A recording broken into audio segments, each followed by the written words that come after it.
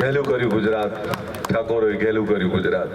26 જાન્યુઆરીએ ફરીથી ઘેલું કરવા માટે ભેગા થવાનું છે.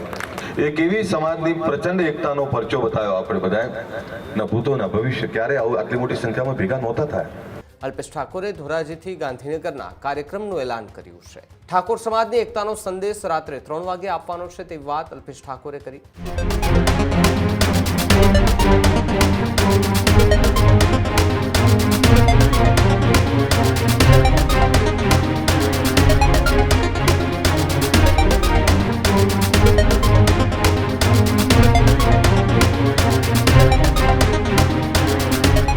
તો હવે આગળ સમાચારોમાં વાત અલ્પેશ ઠાકોરને લઈને કરી. અલ્પેશ ઠાકોરના અધ્યક્ષસ્થાને સૌરાષ્ટ્રમાં ઠાકોર સમાજનું શક્તિ પ્રદર્શન જોવા મળી રહ્યું છે.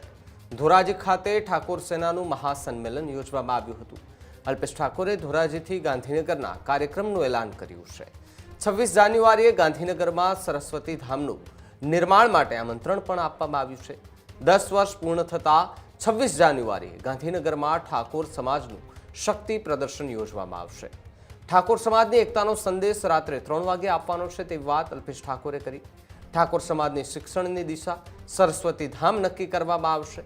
એકતા, શિક્ષણ અને શક્તિ પ્રદર્શન ગાંધીનગરમાં થશે તેવી વાત અલ્પેશ ઠાકોર છે તેમણે સ્પીચ આપતા સમયે આ વાત કરી છે. ત્યારે અલગ અલગ વિસ્તારોમાં હવે ઠાકોર સમાજના કાર્યક્રમો જે છે તે કરવામાં આવી રહ્યા છે. ત્યારે અલ્પેશ ઠાકોરના અધ્યક્ષ સ્થાને સૌરાષ્ટ્રમાં ઠાકોર સમાજનું શક્તિ પ્રદર્શન યોજવામાં આવ્યું હતું.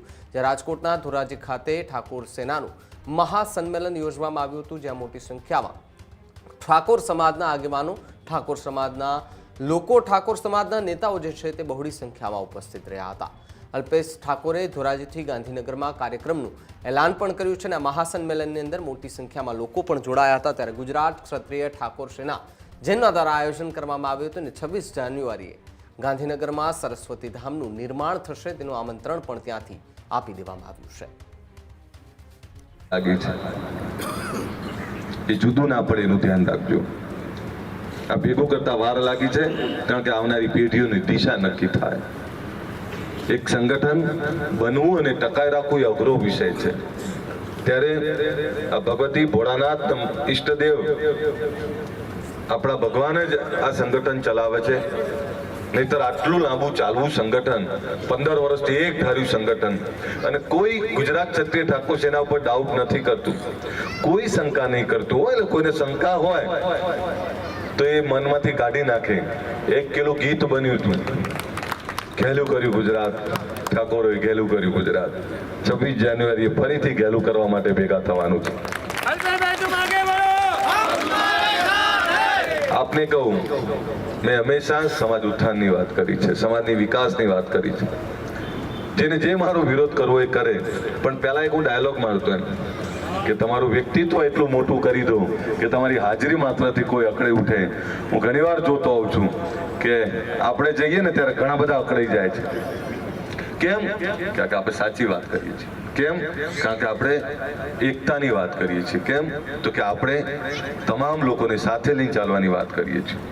એમ તમને બધાને હું એટલી ખાતરી આપું, ચિંતા ના કરતા, આને વાલા વક્ત હમારા હૈ.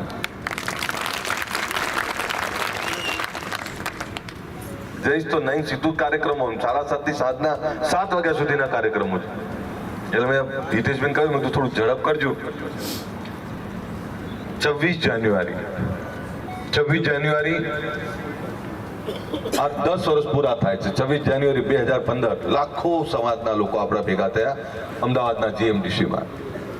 એક એવી સમાજની પ્રચંડ એકતાનો પરચો બતાવ્યો આપણે બધાએ. ના ભૂતો ના ભવિષ્ય ક્યારે આટલી મોટી સંખ્યામાં ભેગા નહોતા થયા. એવું જ બીજી વાર 26 જાન્યુઆરી 2026 રાતના 3 વાગે, એટલે 26 ની રાત ને 27 ની સવાર, રાતના 3 વાગે એક સભા બોલાઈ. એટલે બધાએ મને પૂછ્યું કે રાતના 3 વાગે કેમ? મેં તો 2-3 કારણો છે. એક તો રાતના 3 વાગે કોણ ભેગું થાય? જ્યાં વિચારધારા, જ્યાં એકતા હોય. આ સમાજની એકતાને પરખવા માટેનો 3 વાગે બોલાયા છે, એકતાની તાકાત બતાવવા માટે કે આ સમાજ કેટલો એક છે. રાતે 3 વાગે ભેગા થો પછી તમને કોઈ સવાલ નહીં કરે કે તમે કેટલા એક છો. પછી તો એવું જ કહેશે કે વાહ ક્યા બાત છે. અને આજે બીજા સમાજ એવું કહે છે કે યાર 3 વાગે છે ને અમારે આવું છે. તમને ઘણા સમાજો કહેતા હશે કે ભાઈ અમારે આવું છે. એવું તો શું છે રાતના 3 વાગે? રાતના 3 વાગે વિચાર મુકાય, રાતના 3 વાગે સમાજની એકતાનો પરચો મુકાય અને 27ની સવારે એક એવા શિક્ષણ ભવનના ઉદ્ઘાટનની વાત કરું છું જે આખા ગુજરાતમાંથી આવતા દીકરા દીકરીઓને સારું પ્લેટફોર્મ મળે, આવનારી તકો ઉપલબ્ધ થાય, સરકારી યોજનાઓ નક્કી થાય, સરકારી યોજનાઓની અમલવારીની વાત હોય, જ્યાં બેસી એક એવું સરસ્વતી ધામ જ્યાં સેના ભવન, જ્યાંથી સમાજનો સંદેશો છૂટે, તમામ સમાજના ત્યાં શૈક્ષણિક ભવનો છે, તો ત્યાં પણ એક આપણું એવું ભવન બને જે ભવનો બેસી શિક્ષણ, સમાજ અને તમામ દિશાઓની વાત થતી હોય. અને એના માટેનું આમંત્રણ આપવા માટે આવ્યો છું. આવશો ને બધા? પછી એવું થાય ને રાતે 3 વાગે કોણ આવે? એવું નહીં થાય ને? પાકું આવવાના હોય તો તાળીઓ પાડો બધા બે હાથ ઊંચા રાખીને.